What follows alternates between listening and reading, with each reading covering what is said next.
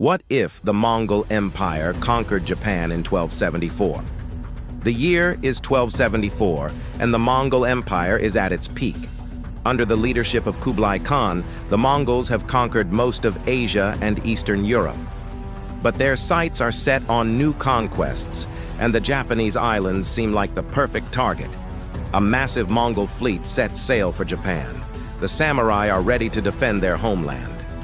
In our timeline, the Mongols would eventually conquer much of Japan, sacking major cities and forcing the Japanese into a brutal Mongol vassalage. But what if the tables were turned? What if the Japanese repelled the Mongol invasion and killed both Kublai Khan and his son? Without an heir, the Mongol Empire would collapse and the world would be a very different place.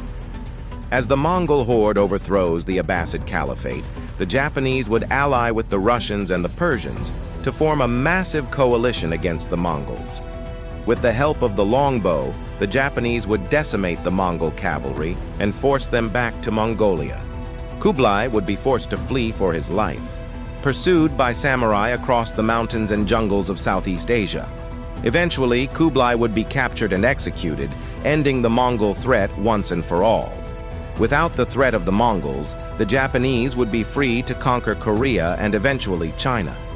By the 1600s, Japan would become a major colonial power, ruling over a vast empire from Korea to the Philippines.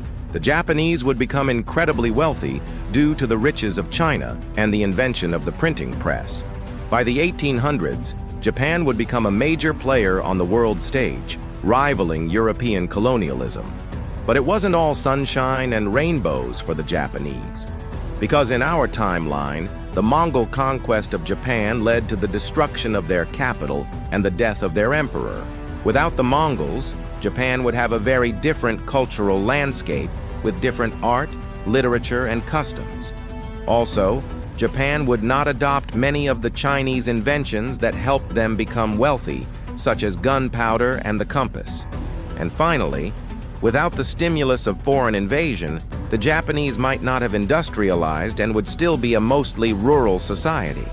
So overall, if the Mongols hadn't attacked Japan, Japan would be a completely different country. What do you think? Is Japan better off being conquered by the Mongols or not? Comment below. Also, like and subscribe for more history.